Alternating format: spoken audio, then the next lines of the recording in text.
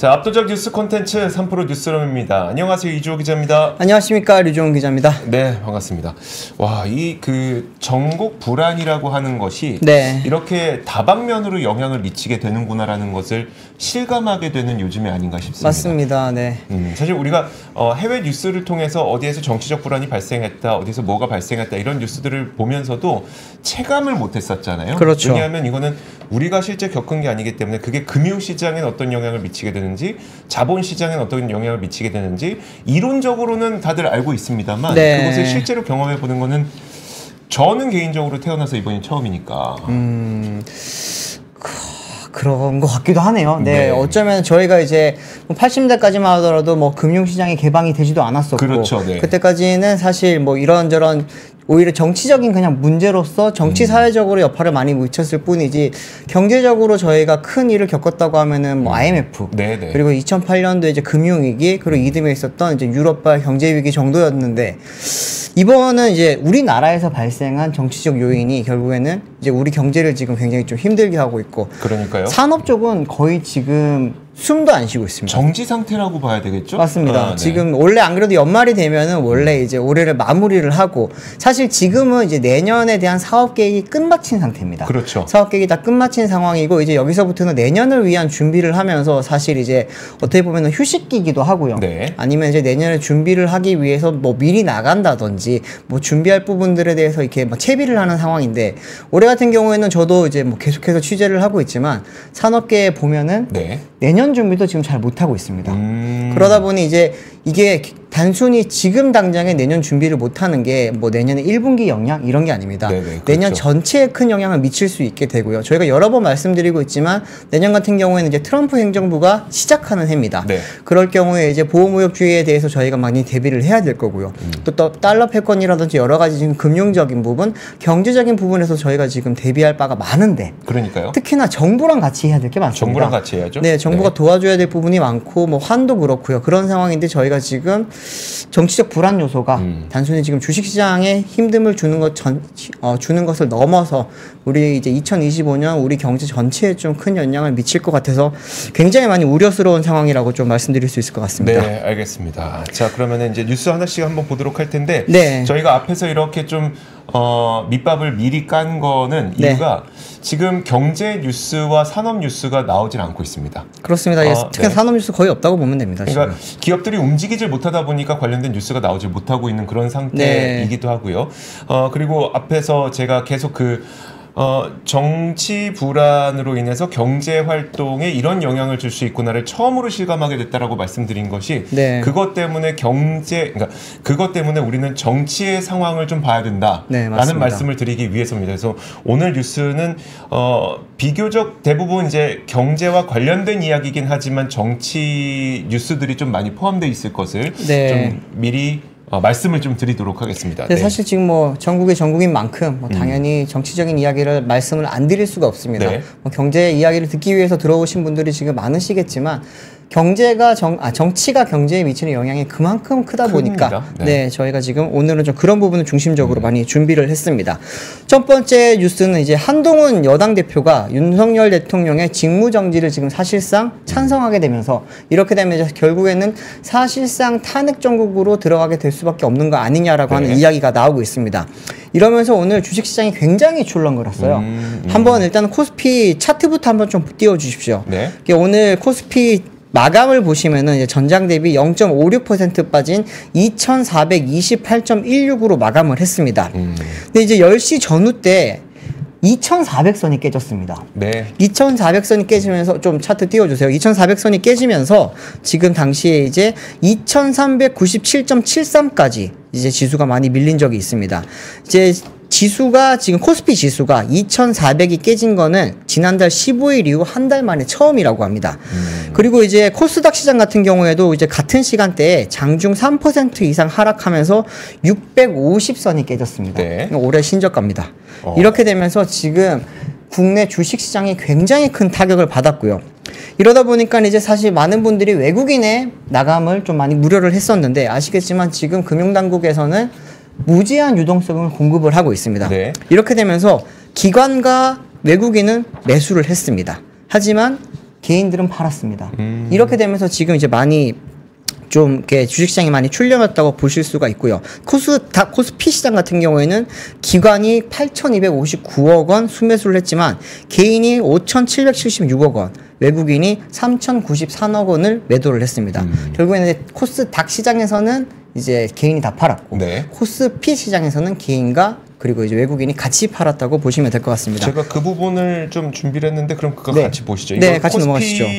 코스피의 투자자별 그 매도 현황을 보여주는 건데 네. 보시면은 그 외국인의 매도가 계속 이어지고 있는 상태입니다. 사실 지난주 12월 3일이었었죠. 12월 네. 3일까지만 하더라도 저희가 그때 뉴스를 또 이렇게 했었어요. 이유는 모르겠지만 외국인이 갑자기 좀 크게 샀다. 네. 뭔가 이제 원화 가치가 너무 낮아져 있는 상태에서 뭔가 이제 외국인들이 다시 좀 들어오기 시작하려는 모습인가? 그러니까요. 이런 식의 이제 이야기를 했었는데 그러고 나서 12월 3일 밤에 바로 그 일이 터졌죠. 계엄이 발생을 했었고 그러고 나서 외국인들의 매도는 다시 한번 이어지고 있습니다. 물론 이 외국인들의 매도가 원래 이어지던 것이 계속 이어지는 건지 아니면 이 외국인의 매도가 진짜 계엄 때문에 이제 이어지는 건지 그거는 우리가 구분할 수 없습니다만 어쨌든 계속해서 외국인의 매도가 이어지고 있다는 것만은 수치로 계속 확인이 되고 있습니다. 네, 그렇게 되면서 이제 외국인이 이렇게 많이 팔게 되면은 환이 흔들리게 됩니다. 네. 오늘 원달러 환율 같은 경우에는 1,420.6원에 마감을 했습니다.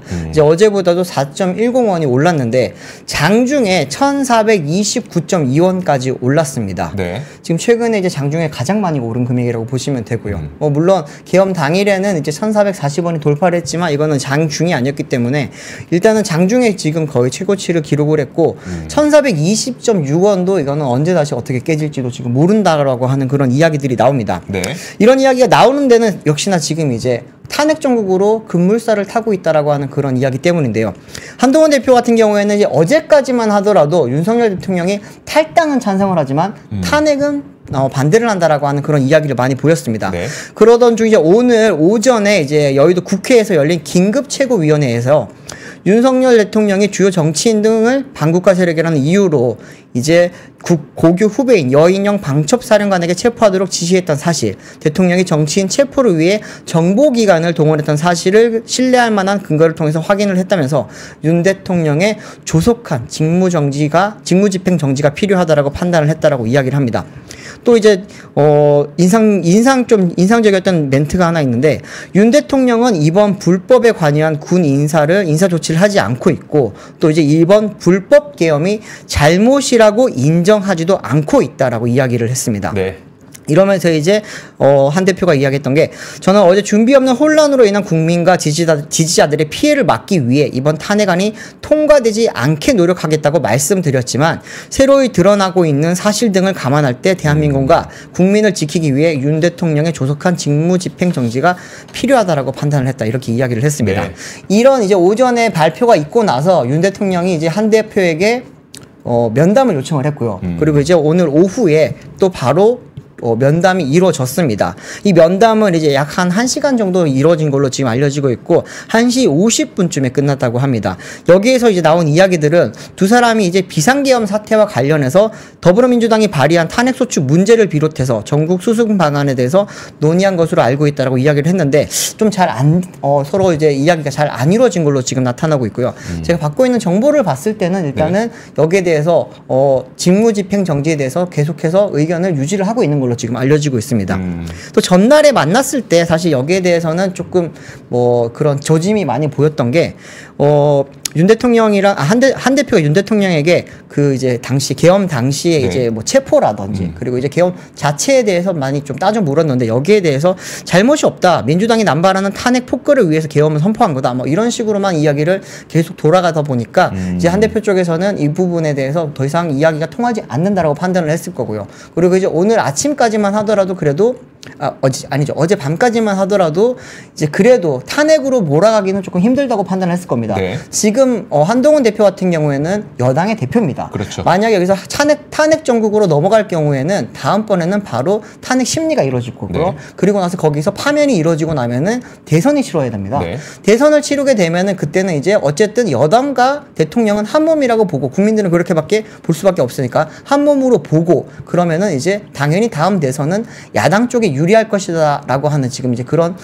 해석들이 나오잖아요. 네. 그러다 보니까 이제 이런 부분에 대해서 이제 2016년도 당시 이제 박근혜 대통령 탄핵 그리고 2017년도 대선과 연결해서 지금 이제 많은 의원들 그리고 전 의원들이 여기에 대해서 이야기를 하고 있는데 한동훈 대표가 여기에 대해서는 굉장히 좀 신중한 접근이 필요하다라고 네. 이야기를 했지만 오늘 오전에 그리고 이제 오후에 한동훈 대표의 지금 그런 스탠스를 봤을 때는 단순히 지금 다음 대선이 아니라 지금 이제는 윤석열 대통령의 2차 계엄이라든지 여러 가지 사항에 대해서 지금 준비를 하고 여기에 대해서 직무집행 정지가 필요하다라고 판단을 한 걸로 지금은 보이는 상황입니다. 네.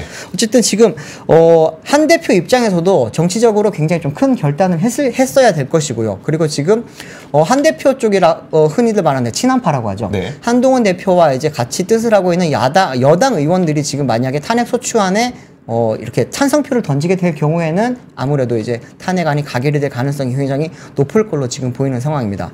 그러다 보니까 이제 뭐 오늘 아까 오후에도 계속 보면 이제 윤석열 대통령이 국회를 차기 찾아갈 거다. 그러니까 네. 우원식 대표가 이제 오지 말아달라 이야기를 하고 그랬더니 다시 또 대통령실에서는 갈 계획이 없다라고 이야기가 나오면서 지금 굉장히 우왕좌왕하고 있는 상황이라고 보시면 될 것 같습니다. 네, 알겠습니다. 자, 그러면 이런 사태로 인해서 우리 한국 경제가 지금 잃고 있는 것들이 무엇인지에 대해서 여기저기서 많은 이야기들이 좀 나오고 있어서 그 부분을 함께 정리해보는 시간을 가져보도록 하겠습니다. 자, 이번 사태로 인해서 우리 한국 경제가 무엇을 잃어가고 있느냐? 네. 일단 저는 딱 이 화면으로 모든 것을 일단 정리를 하고 그 다음에 세부적인 이야기를 하면 좋을 것 같습니다. 화면 바로 올려주시면요. 지금 여러분들 보시겠지만 달러 지수는 지속적으로 사실 하락하고 있었습니다. 그 트럼프 트레이드로 인해서 달러 강세가 한 107 정도까지 올라간 이후에 사실 그 이후에는 달러 강세가 조금씩 주춤해지고 있는 그런 상태였었어요. 그러면 이렇게 달러 강세가 주춤해지면 사실 환이라고 하는 것은 교환 가치이기 때문에 통화라고 하는 것은 교환 가치이기 때문에 달러의 가치가 떨어지면 통상적으로 원화 가치는 높아지는 게 맞거든요. 그렇습니다. 하지만 오른쪽 보시는 것처럼 원화 가치는 더 떨어지고 있습니다. 이렇다는 것은 결국 전 세계적인 통화 가치, 통화의 교환 가치는 분명 달러의 그 가치가 떨어지고 있는데 거기에서 이제 원화 가치가 올랐어야 하지만 우리나라의 개별적인 사정으로 인해서 원화 가치는 더 떨어졌다. 네. 더 떨어지고 있다라고 보시는 게 맞을 것 같고요. 통화라고 하는 것은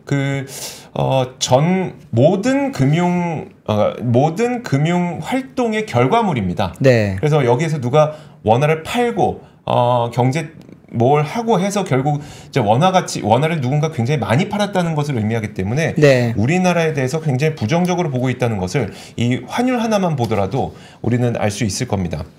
자, 그래서 이제 계속 한 가지씩 말씀을 드리면 많이들 들으셨겠지만 각국 수반들이 방한 일정이 예정이 되어 있었습니다. 네. 근데 이 방한 일정은 속속 다 취소가 되고 있는 거고요. 예를 들어서 스웨덴 총리가 5일부터 예정되어 있었던 방한 일정이 있었는데 이게 연기가 됐고, 그리고 스가 요시히데 전 일본 총리 역시 내년 한일 국교 정상화 60주년 기념 사업을 논의하기 위해서 방한을 예정하고 있었는데 이것도 네. 일정이 취소가 됐습니다. 더욱 조금 더 그 충격적이었던 것은 사실 이쪽에 있는데요. 이 계엄령이 선포될 당시에 키르기스스탄 대통령이 우리나라에 와 있었습니다. 그렇습니다. 네. 근데 한 국가의 수반이 지금 서울에 방문해 있는데 네. 그 서울에서 계엄령이 발동됐다는 거는 네. 사실 해당 국가의 국민들이나 해당 국가의 정부에서는 굉장히 충격적인 일이거든요. 네네. 예를 들어서 지금 이렇게 비교해서는 뭐 약간 와닿지 않을 수도 있겠지만 윤석열 대통령이 뭐 예를 들어 베트남에 방문을 했는데 베트남에서 갑자기 그 도시에서 계엄령이 발동됐다. 어우. 이건 굉장히 충격적인 일이거든요. 네. 그런 일이 사실 우리나라에 발생을 했다는 거고, 사실 올해와 작년은 엔데믹이 이제 진행이 되면서 한국 방문의 해로 지정을 하고 우리나라의 외국인 관광객을 아주 적극적으로 모시기 위한 그런 정책이 시행되고 있었던 2년이었습니다. 맞습니다. 그러다 보니까 네. 외국인 방문객은 그 팬데믹 이전만큼 100% 채우진 못했지만 거의 한 90% 넘게 외국인 관광객이 다시 한번 우리나라를 방문하고 있었거든요. 네. 게다가 하필이면 이럴 때 우리나라가 K 콘텐츠, K 푸드, K 컬처, K 팝 모든 것들이 다 맞아떨어져 가던 그런 상황이었었잖아요. 그런데 여기에서 이제 그 외국인 관광객들이 지금 못 들어오게 되는 상황이 되고 있는 거죠. 세계 각국 각국이 한국 여행에 대한 주의를 권고하면서 여행 매력도가 떨어지고 있는 거고 네. 사실 한국 여행의 가장 큰 장점이라고 하는 건 안전한 거죠. 안전이죠. 네. 이 치안에 지금 문제가 생긴 거다 보니까 맞습니다. 외국인 관광객의 이 유치에도 큰 문제가 생겼다고 얘기를 많이 하고 있습니다. 여기다 또 한 가지가 이제 밸류업이 진행이 되고 있었는데 사실 밸류업도 어떻게 보면 정부의 주요 정책 과제였기 때문에 이 밸류업이 동력을 잃는 것은 너무나도 뻔한 수순이 아닐까 싶습니다. 그러다 보니까 이 일이 있고 나서 굉장히 많이 떨어진 업종이 바로 금융업종입니다. 네. 사실 이 일이 있기 전까지만 하더라도 금융업종이 52주 신고가 아니면 사상 최고가. 그쵸. 사실 금융업종에 뭐 우리가 하나금융지주, 신한금융지주 뭐 이런 그 금융지주 회사들은 개인 투자자들이 쳐다보지도 않을 정도로 상당히 무거운 주식이었습니다. 맞아요. 네. 그런데 이런 기업들의 주식이 주가가 거의 사상 최고가 내지는 52주 신고가를 기록할 정도로 그만큼 밸류업에 대한 기대감이 좀 있었다는 것이었거든요. 네. 근데 이 기업들의 주가가 바로 이 일이 발생하자마자 뚝뚝뚝 떨어지게 되는 이런 현상이 있었던 걸 보면 네. 밸류업이 확실히 좀 동력을 잃었다라고 보시면 될 것 같고요. 네. 이 부분도 좀 저는 영향이 있지 않을까 싶습니다. 우리나라 분들이 많이 기대하고 있는 것이 우리나라는 선진국인데 아직 MSCI 선진국 지수에 들어가지 못하고 있다. 그래서 네. 매년 우리는 이 부분을 기대하잖아요. 맞습니다. 올해는 MSCI 선진국 지수에 들어갈 거야. 올해는 MSCI 선진국 지수에 들어갈 거야. 이것을 항상 매년 기대를 해왔었는데 네. 사실 이 정도의 정치적 불안이 발생하게 된다면 MSCI 선진국 지수에 들어가는 것도 아마 좀 쉽진 않을 것으로 그럴 것 같아요. 평가가 되고 네. 있습니다. 그런 부분들도 있고요. 사실 이 일이 발생하기 직전에 12월 2일에 뭐가 있었냐면 우리나라 내수가 너무 안 좋았었잖아요. 네. 그러다 보니까 이 내수를 살리기 위한 정부 정책이 지금 시행이 될 예정이었습니다. 그래서 12월 2일에 그 윤 대통령이 수석 비서관 회의를 주재한 가운데 전향적인 내수 소비 진작 대책을 강구하라고 주문을 했습니다. 그래서 뭐 소상공인 분들, 자영업자 분들이 좀 활력을 찾을 수 있게끔 뭔가 정책적인 지원과 정책을 수립해 봐라라고 네. 이제 해놓은 상태였었는데 그게 이제 바로 12월 3일부터 계엄령이 딱 선포된 이후 네. 국정이 이제 지금 진행이 되지 않고 있다 보니까 그쵸. 이 부분도 내수가 회복되는데 굉장히 큰 문제점으로 발생을 하게 된 거죠. 사실 이 내수가 가장 큰 문제인데 왜냐하면 4분기는 원래 우리가 그 크리스마스 있고 네. 연말 있고 그다음에 다음 연도에 설날 있고 이러다 보니까 4분기와 1분기는 그나마 사람들이 좀 기분만 좋으면 돈을 쓸 수 있는 그런 시기입니다. 맞습니다. 근데 만약에 이 시기에 정치적 불안으로 인해서 뭐 4분기 뭐 집회를 한다든지 아니면 시위를 한다든지 이런 그 시위와 집회로 인한 또 누적 피로감이 또 생길 수가 있거든요. 네. 이런 것들이 또 발생을 하게 되면 소비에 상당히 또 부정적인 영향을 미칠 수가 있기 때문에 네네. 자 이런 부분들이 상당히 그 부정적으로 작용을 하게 될 것 같습니다. 뭐 여러 얘기해봐야 다 여러분들이 아는 내용이고 여러분들이 느끼고 있는 그런 내용들인데 네. 저는 그럼 두 가지 정도만 더 말씀드리고 그 다음에 마무리를 짓는 게 나을 것 같습니다. 이게 외환시장 그 환율이 그럼 1,400원 이상이 뉴노멀이 될 것이냐라는 우려감이 좀 있습니다. 왜냐하면 이만큼의 통화 가치, 그러니까 원화의 가치가 낮게 평가되는 일이 발생을 하면 우리나라 통화는 다시 회복되기가 어렵잖아요. 그렇죠. 그럼 그 말은 1,400원대로 1,300원대로 다시 올라가기 어렵다는 말인데 네. 이렇게 된다면 무슨 문제가 생기느냐? 우리나라는 대부분의 에너지를 수입하고 있는 국가이기 때문에 네. 그 원화 가치가 떨어지면 떨어질수록 에너지 수입할 때 비용이 비싸지게 되는 것이고요.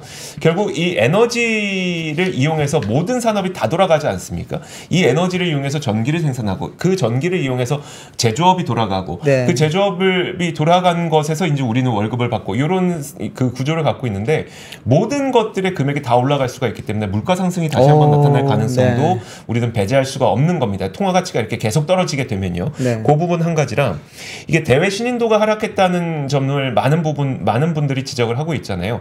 기업 현장에 계시는 분들도 이 대외 신인도 하락에 대해서 많이 이야기를 하고 있는데 그 이유가 뭐냐면 우리나라 기업들 가운데서도 최근에 이 자금 조달 리스크가 발생할 뻔했던 기업이 좀 있습니다.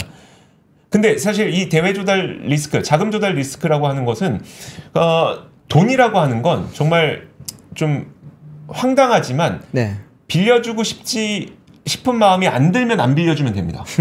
그리고 빚이라고 하는 것을 뭐 연장시켜주고 싶지 않은 마음이 들면 안 해주면 됩니다. 네. 그러니까 무슨 말씀을 드리고 싶은 거냐면 실제로 돈이 부족해서가 아니라 대외 신인도 하락으로 인해서 이 자금 조달을 하지 못할 경우에는 네. 문제가 발생할 수 있다는 거죠. 그러니까 이 부분이 상당히 걱정된다는 말씀을 하시는 분들도 꽤 많이 있습니다.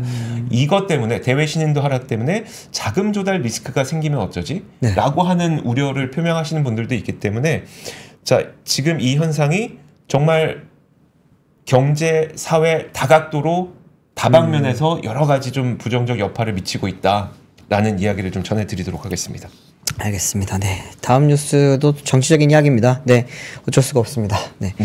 한동훈 여당 대표가 그렇게까지 이제 갑자기 스탠스를 바꿀 수밖에 없었을 것이다라고 네. 하는 그 이야기들이 나오는 근거 중에 하나가 이제 비상계엄 당시에 이제 윤석열 대통령이 체포하라고 했던 그 명단이 있습니다. 일단은 윤석열 대통령이 이제 국정원장이랑도 통화를 했고요. 네. 그리고 이제 국정원 1차장이랑도 통화를 했습니다. 근데 이제 조태영 국정원장의 이야기와 그리고 이제 홍장원 1차장의 주장이 지금 많이 엇갈리고 있는데 네. 많이 지금 이제 인용이 되고 있는 부분은 일단은 홍장원 1차장의 지금 이야기입니다. 일단은 한번 사진을 일단 먼저 띄워주시면은 네. 네, 여기서 지금 왼쪽에 계시는 분이 이제 안경 끼고 계신 분이 홍장원 사진 올려주세요, PD님. 네, 홍장원 1차장이고요. 여기서 이제 이야기가 나왔던 거는 윤석열 대통령이 이제 비상계엄을 선포한 이후 전화를 통해서 이번 기회에 다 잡아들여 싹 다 정리해라고 이야기를 했다고 합니다. 그러면서 이제 잡아들이라고 하는 그 이제 명단은 그 다음 날이 아니죠. 그리고 나서 이제 얼마 뒤에 바로 이제 여인영 잠시만요. 네. 네. 잠시만요. 네, 죄송합니다. 지금 그 나오고 있는 뉴스들이 굉장히 산발적으로 네. 여기저기서 나오고 있어서 그 네네. 부분들이 좀 이렇게 약간 정리가 좀 필요하긴 합니다. 네. 네네. 여러분 조금만. 네. 죄송합니다. 네, 제가 이 원고가 지금 섞여버려가지고. 네네네. 네. 일단은 명단은 그냥 바로 좀 띄워주십시오. 명단 띄워주시면은 윤 대통령이 이제 이야기했던 체포 명단을 한번 보여주시면은 우원식 국회의장이 있고요. 이제 국민의힘 한동훈 대표가 있고 더불어민주당 이재명 대표가 있고요. 그리고 이제 박찬대 원내대표, 김민석 최고위원, 그리고 이제 정청래 의원이 있었고요. 조국혁신당의 조국 대표, 방송인 김어준 씨, 김명수 전 대법원장, 김민옥 목사, 권순일 전 선관위원장, 그리고 이제 이름 알 수 없는 또 한 명의 선관위원장, 그리고 민주노총인지 한국노총인지는 지금 헷갈리지만 어쨌든 노총위원장이 13명을 지금 체포하라라고 이야기를 했다고 합니다. 이렇게 되면서 이제 이 사람들을 체포하라고 하면서 여기에 잘 보시면은 한 사람이 되게 특이합니다. 네. 한동훈 대표만 지금 여당 쪽 사람입니다. 그렇죠. 네. 그러면서 이제 이 부분에 대해서 되게 설왕설래가 있었거든요. 그러다가 증거 자료가 나왔던 게 당시에 이제 국민의힘 당사에 있던 당사에 갑자기 이제 이런 군인들이 쏟아져 들어오면서 네. 당시 이제 한동훈 대표를 잡으려고 했던 거 아니냐라고 하는 그 여기에 대해서 이야기가 나오고 있고요. 그리고 사실상 이게 지금 사실로 되게 받아들여지고 있는 상태고 한 대표 입장에서는 이 부분을 이제 찾아봤다가 네. 확인을 해보니까 맞다라고 생각을 했을 거고 그러면서 이제 오늘 아침에 갑자기 이제 탄핵안에 대해서 동의를 한 거 아니냐라고 하는 그런 이야기들이 나오고 있습니다. 네. 지금 홍 차장의 홍 차장의 이제 이야기로는 어쨌든 여인영 방첩사령관과 통화를 했을 때 이런 명단들을 다 이야기를 하면서 전부 다 싹 다 잡아들이라고 하면서 이 부분에 대해서 굉장히 좀 본인이 이해할 수 없다라고 이야기를 했고요. 네. 물론 좀 저희가 지금 입에 담을 수 없는 그런 워딩들도 있기는 합니다. 근데 이제 반면에 지금 국정원장의 이야기는 또 굉장히 다릅니다.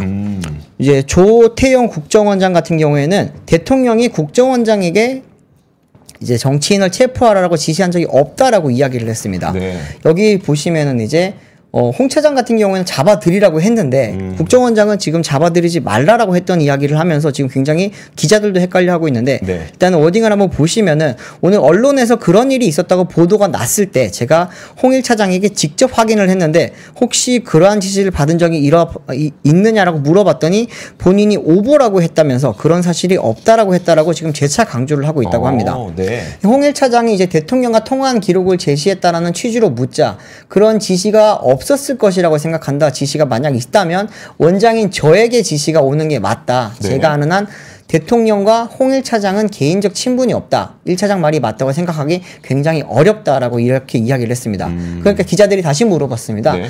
홍 1차장이 그러면 거짓말을 했다는 것인가? 라고 물어보니까 네. 상임위에서 다루게 될 테니까 한번 밝혀보겠다라고 이야기를 했습니다. 홍 1차장이 이제 체포조에 대해 보고했다라고 한다라는 그 질문에 대해서는 1차장이 그런 움직임이 있는 듯 하다는 취지로 얘기했던 걸로 기억한다. 네. 국정원이 그런 일을 하자든지 해야 한다든지 그런 얘기가 없었고 그 상황에서 그런 일이 있었는지 없었는지 판단하기는 어려웠다. 이렇게 지금 조 원장이 이야기를 합니다. 네. 근데 지금 잘 보면은 홍 차장의 말들은 다들 단정적인 이야기를 하고 있고요. 네. 조 원장의 말은 되게 좀 불안정한 지금 이야기를 합니다. 그러네요. 확인을 해봐야 된다. 기억하기 어렵다. 굉장히 어렵다. 이런 이야기를 하고 있기 때문에 이 부분에 대해서는 상임위에서 조금 더 진짜로 살펴봐야 알겠지만 현재로서는 지금 체포조에 대한 명단이 지금 이제 이미 언론에 다 배포가 돼서 네. 언론에서 다루고 있는 상황이고요.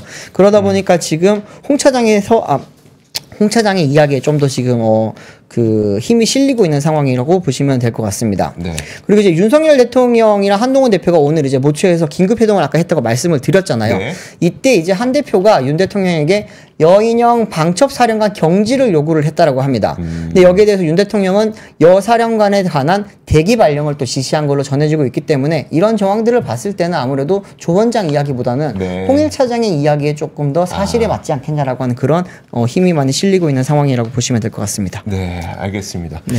지금 다음으로 바로 전해드릴 게 뭐냐면은 이제 한국은행에서 오늘 그 10월 경상수지 흑자 규모를 발표를 했는데 예. 이제 사실 그 결과물보다는 네네. 지금은 과연 앞으로 우리나라의 무역이라든지 아니면 경상수지에 이런 계엄 사태를 비롯한 탄핵 정국이 어떤 영향을 미치게 될 것이냐라는 네. 기자들의 질문이 있었어요. 그 부분에 대한 그 한국은행의 답변이 좀 궁금해서 그 부분을 한번 가져와 봤습니다. 네. 자, 일단 뭐 팩트만 놓고 보면 한국은행이 발표했던 10월 국제수지에 따르면 10월 경상수지가 97억 8천만 달러 흑자를 기록해서 6달째 흑자 행진입니다. 그러니까 상당히 우리나라는 돈을 잘 벌고 있습니다. 일단 네. 수출이 좋고 여러 가지 측면 상품 수지, 그러니까 수출이 좋은 거죠. 수출이 좋고 그 가운데서도 반도체, 뭐 승용차 이런 곳들에서 수출이 잘 되다 보니까 경상수지 흑자도 기록을 하게 된 겁니다. 근데 이제 가장 중요한 거는 정말 그 비상 계엄 사태가 이 경상수지에 앞으로 어떤 영향을 미칠 것이냐라고 하는 건데 이 부분에 대해서 그 한국은행의 송 국장이 답변을 했습니다. 일단 좀 제가 보기에는 굉장히 좀 보수적인 그냥 답변을 한 것 같아 보이긴 합니다. 네. 지난 3일 저녁부터 14일 저녁부터 일어났던 영향이 조기에 수습된 측면이 있고 시장 심리에 영향은 있었지만 그건 단기에 그쳤다는 측면이 있다. 앞으로 전국이 어떻게 진행될지는 영향을 받을 수는 있겠지만 경상수지는 기본적으로 대외 여건, 수출 경기, 대외 경기 정책 변화에 큰 영향이 흐름을 받기 때문에 일시적 정치 이벤트가 현재 상황에서는 큰 영향을 미치진 않을 것으로 본다. 네. 물론 지켜봐야 되겠지만 제한적일 것으로 본다. 일단 한국은행에서는 굉장히 보수적인 그런 그 원론적인 답변을 했습니다. 그렇죠. 일단 지금까지의 일은 경상수지에 딱히 큰 영향을 미치진 않겠지만 앞으로 이 전국이 길어지게 되면 어떤 일이 발생할 수도 있다라는 정도의 이야기라고 보시면 될 것 같고요. 그리고 이제 우리나라에서는 외국인 투자자들이 굉장히 많이 들어와 있잖아요. 네네. 우리가 생각하는 외국인 투자자라고 하면 증시에 투자하는 그 외국인뿐만 아니라 실제 우리나라에 그 자본 투자를 해서 실제 우리나라에서 돈을 벌고 있는 그런 외국인들도 많이 있기 때문에 그 외국인 국가와 기업가들에게 안심시키고 설득시키는 작업이 굉장히 필요하다고 저희가 몇 번 말씀을 드렸었거든요. 맞습니다. 자, 이에 대해서 최상목 부총리가 지금 그 일을 좀 하고 있는 상태입니다. 최상목 부총리 겸 기획재정부 장관이 계엄 사태에도 한국 경제는 괜찮다는 내용의 수십 통의 레터를 주요국에 발송 중이다. 새 부총리 취임 등을 등을 제외하고 정치적 사건으로 부총리 명의의 서한을 보낸 거는 2004년 노무현 대통령의 탄핵 심판, 그 다음에 2016년 박근혜 전 대통령의 탄핵 소추 및 파면 당시에 이어서 처음으로 파악되고 있기 때문에 상당히 이례적인 조치가 네. 진행이 되고 있다라고 하는 겁니다. 앞서 기재부는 사실 그 주요국들에게 이 투자 서한을 발송하기 이전에 그에 앞서서 글로벌 신평사라든지 아니면 금융기관 아니면 투자자들 이런 대상으로 긴급 서한을 이미 발송을 좀 했었거든요. 네. 왜냐하면 이건 자본시장에서 돈이 쉽사리 빠져나갈 수 있는 곳이기 때문에 신평사, 금융기관, 투자자들에게는 바로바로 보내는 것이고요. 그렇죠. 그 다음에 이제 외국인 투자자들 우리나라에서 뭐 지금 예를 들어서 뭐 넷플릭스 서비스 코리아가 우리나라에 들어와서 돈을 벌고 있는데 이 외국인 투자자가 갑자기 나가지는 않겠죠. 그렇죠. 다만 그런 외국인 투자자들이나 아니면 외국 국가들에게 우리는 아직 그 경제 이런 문제가 발생했지만 시스템이 탄탄하다라고 하는 식을 설득을 네. 함으로써 우리나라에 계속 지속적인 투자를 유도해야 될 필요성이 있거든요. 그게 네. 바로 정책 당국자가 해야 될 일이니까요. 네. 그런 부분들을 지금 진행하고 있다고 보시면 될 것 같습니다. 그래서 이제 추가 서한에는 이런 내용들이 좀 들어가 있다고 해요. 비경제적 요인으로 발생한 혼란은 건전한 경제 시스템에 의해서 효과적으로 통제되고 있기 때문에 우려하지 않아도 된다는 취지를 담아서 이 긴급 서한들을 계속해서 발송을 하고 있다고 합니다. 네. 지금 글로벌 투자업계에서 우리나라의 금융시장을 좀 관망하고 있는데 그 골드만삭스가 최근에 계엄령 선포 해제에 따른 한국 주식시장 인사이트라는 리포트를 통해서 그 내놓은 얘기를 보면은 일단 그 우리나라에서 굉장히 빠르게 합의에 이르렀다. 결국 문제는 발생했지만 빠르게 합의에 이르렀다라는 평가를 내리기도 했기 때문에 네. 만약에 이번 사태가 지금 당장은 굉장히 혼란스럽고 어려울 수 있겠지만 네. 해소가 된다면 정말 이게 어떤 방식으로든 해소가 되어서 불확실성이 줄어들게 된다면 네. 이건 분명히 우리나라 자본시장에도 그렇고 경제에도 그렇고 상당히 긍정적인 영향을 보여줄 것이라고 확신을 하고 있습니다. 네. 맞습니다. 지금 해외에서도 그렇고 국내에서도 그러면 이렇게 되게 많이 지금 집중을 하고 있을 것이 네. 이런 계엄 사태와 같은 이런 불안 요소가 다시 한번 발생할까 안 할까에 대해서 굉장히 좀 많이 초점을 맞추고 계실 것 같은데 그렇죠. 네. 여기에 대해서 이제 국방부 장관 직무대행을 지금 하고 있는 김선호 차관이 만약 계엄 발령에 관한 요구가 있더라도 국방부와 합동참모본부는 이를 절대 수용하지 않을 것이라고 하면서 2차 계엄을 선포할 수 있는 의혹에 대해서 2차 계엄은 절대 없다라고 오늘 적극적으로 해명을 했습니다. 이제 김 직무대행이 오늘 국방부에서 이제 기자회견을 열고서 오늘 오전 일각에서 제기된 2차 계엄 정황 주장은 전혀 사실이 아니다라고 이렇게 이야기를 하면서요. 이제 앞서 군 인권보도센터에서 사실 나왔던 이야기가 이번 2차 계엄에 그 소문에 네. 발원지가 됐습니다. 거기 당시에 이제 거기에서 발표했던 보도자료를 보면은 2차 비상계엄 의황 정황이 포착됐다라고 이야기를 하면서 육군에서 이상 징후가 제보되고 있다. 복수의 부대는 상급 부대 지침에 따라 12월 4일 오전 11시 또는 12시경 전 장병 출타 정상 시행 지침을 하다라면서 지휘관 이상은 12월 8일까지 지휘관 비상 소집이 있을 수 있으므로 휴가를 통제한다는 지침을 덧붙였다고 했습니다. 결국에는 12월 8일까지는 아무데도 가지 말고 무슨 일이 발생할지 모르니까 대기를 하라고 하는 그런 이야기거든요. 네. 그렇기 때문에 이거를 이제 근거로 해서 12월 8일에 2차 계엄이 발생할 수도 있다라고 하는 이야기가 오늘 오전 일찍부터 굉장히 많이 돌았습니다. 그러다 보니 이제 뭐 투자자들도 그렇고요. 당연히 국민들은 더더욱 그렇고요. 많이 이제 불안에 떨다 보니까 여기에 대해서 이제 국방부 장관 직무대행을 하고 있는 김선호 차관이 여기에 대해서 2차 계엄은 없다라고 명확하게 다시 한 번 더 말을 해줬습니다. 오늘 이제 거기에 대해서 이야기했던 게 검찰 등 내외부 기관 수사에 성실히 임하고 관련 자료 요청에 적극 협조를 하기로 했고요. 대외 접촉 시 관련 규정을 준수해 시행할 것 등을 이번에 지시를 하면서 국방부에서는 이제 비상계엄 관련 국방부 입장을 계속해서 지금 발표를 하고 있습니다. 그렇기 때문에 2차 계엄에 대해서는 지금 걱정을 하지 말라는 게 일단은 국방부의 공식 입장이라고 보시면 될 것 같습니다.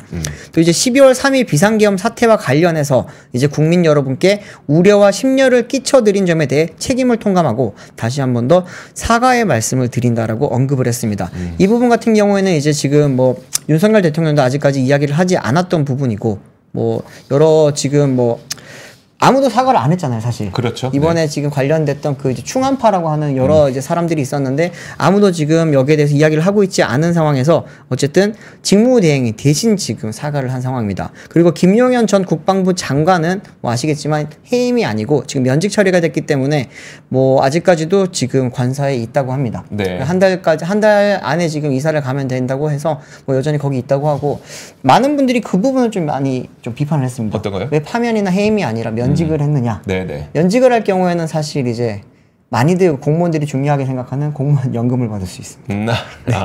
네, 면직이나 이제 면직을 당할 경우에는 일부를 못 받게 되고요. 파면 당할 그것 때문에 아니겠죠. 하지만 이제 명예가 있잖아요. 그렇죠. 네, 명예 때문에 명예겠죠. 네. 명예 때문에 대부분 이제 이 진짜로 파면한다는 거는 정말로 끊어버린다는 거거든요. 그렇죠, 네. 근데 이제 여러 가지 이런 부분에 대해서도 지금 뭐 공무원 연금이 아니라 이게 너무 봐주는 거 아니냐라고 하는 그런 지금 비판이 많이 나오고 있는 상황입니다. 네, 알겠습니다.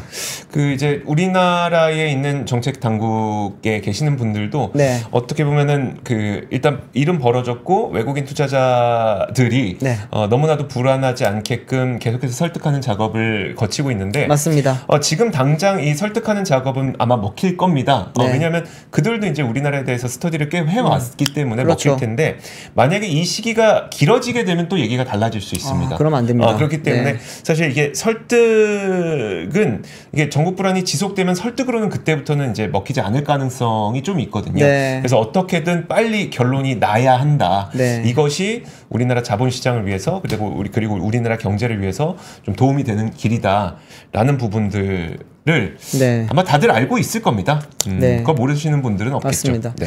지금 이제 어쨌든 7일 내일이죠. 내일 저녁 7시에 이제 탄핵소추안에 대해서 표결이 이루어지다 보니까 네. 내일까지도 어쩌면은 다들 좀 불안해하면서 많이들 좀 지켜봐야 될 것 같고요. 이번 주말이 굉장히 좀 길 것 같습니다. 네, 그렇죠.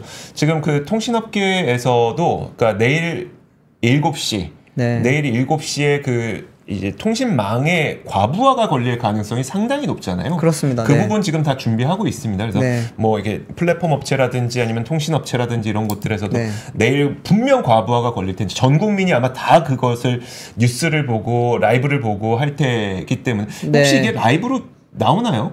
국회 방송에서는 볼 수 있죠. 국회 방송에서 볼 수 그리고 이제 있어요. 아마 이때는 다들 이제 방송국들이 풀단을 짜서 아마 들어갈 그렇겠죠. 겁니다. 네네. 아마 그래서 지금 그 부분까지도 이제 우리나라에 있는 기업들이 지금 준비를 하고 이런 부분들을 보면 참 그 기업들이 어떤 일을 할 때 많은 것들을 네. 우리 또 국가에서 도와줘야 되지 않을까라는 생각이 듭니다. 네, 그렇습니다.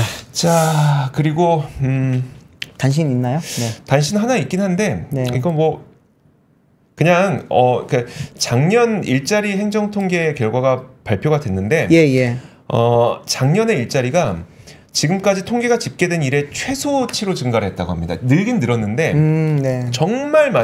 정말 조금 늘었다는 거죠. 역대 최소로 늘었다는 겁니다. 그러다 보니까 이제 이거를 굳이 단신으로 준비한 이유는 그만큼 사정이 안 좋은 상태였기 때문에 그렇습니다. 조속히 해결해 줬으면 좋겠다라는 네. 바람으로 이 단신까지 좀 전해드리면서 오늘 3프로 뉴스룸은 마무리를 짓도록 하겠습니다. 혹시 더 할 거 있을까요? 아닙니다. 뭐 오늘 사실 제가 정치적인 뉴스를 너무 많이 전달드려서 네. 좀 저도 지금 마음이 무겁고 또 이제 뭐 많은 분들이 지금 좀 많이 되게 힘들어 하시는 것 같습니다. 네. 그러니까요. 네, 이번 주말 안에 좀 이 사태가 많이 해소가 돼서 다음 주에는 조금은 다시 밝은 뉴스를 많이 전달드릴 수 있으면 좋겠습니다. 네, 알겠습니다. 자, 그러면 모쪼록 여러분들 주말 안녕히 보내셨으면 좋겠고요. 저희는 월요일에 다시 돌아오도록 하겠습니다. 함께해 주신 여러분 고맙습니다. 감사합니다. 삶의 격을 높이는 9가지 지혜를 함께 나눕니다. 위즈덤 칼리지 시즌 2 영상 아래 링크를 클릭하시면 자세한 내용을 확인하실 수 있습니다.